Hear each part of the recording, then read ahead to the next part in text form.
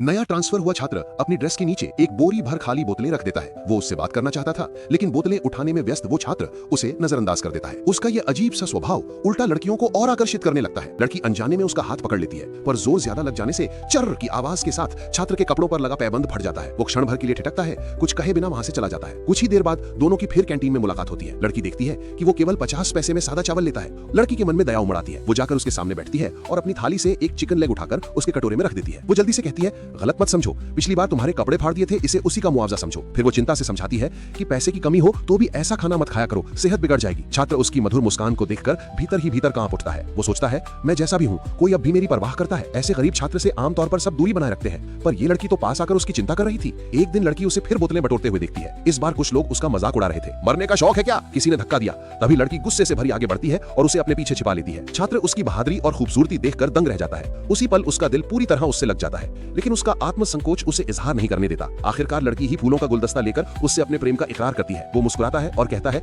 माँ, ये तुम्हारे लिए। दोनों का रिश्ता शुरू होता है। स्नातक होने के बाद छात्र पूरे मन से शादी की तैयारी करता है, मगर पिता उसका कड़ा विरोध करते हैं। असल में वो छात्र बहुत अमीर परिवार से था। उसने हमेशा अपनी पहचान छिपा रखी थी। उसके पिता ने पहले से ही उसके लिए एक रईस परिवार की लड़की तय कर रखी थी और इस साधारण पृष्ठभूमि की लड़की को तुच्छ समझते थे।